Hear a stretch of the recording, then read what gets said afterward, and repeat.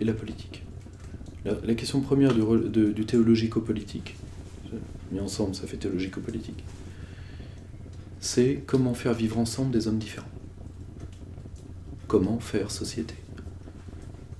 Même si le terme faire société, qui est un terme très moderne, voire très sociologique, vous comprenez que ce ne soit pas un terme que j'aime énormément, mais il y a pire, il y a vivre ensemble.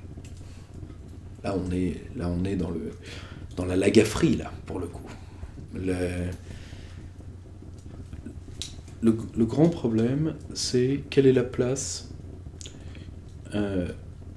Soit on peut faire une très grande histoire des idées par rapport à ça, comme l'a fait d'ailleurs récemment sur un blog qui devrait être dans les favoris de tous les honnêtes gens en France, qui s'appelle Russe Europe Hypothèse, qui est le blog de Jacques Sapir.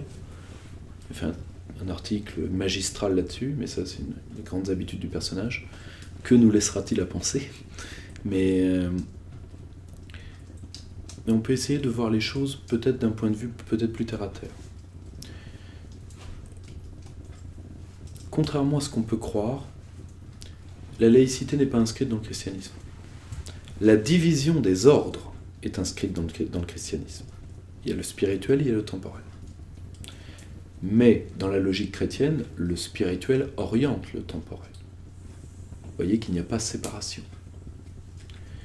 Mais il y a la division qui est le préalable de la séparation, qui n'existe pas dans le judaïsme et qui n'existe surtout pas dans l'islam. En réalité, vu que le Coran, comme d'ailleurs la Torah, est foi et droit à la fois.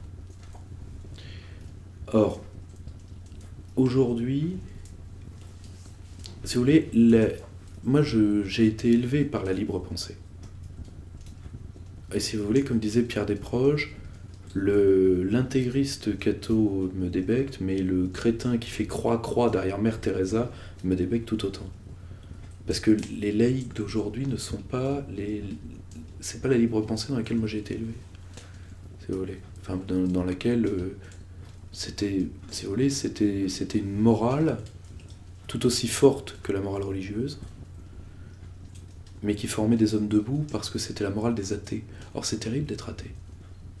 Parce qu'être athée, c'est croire en la mort.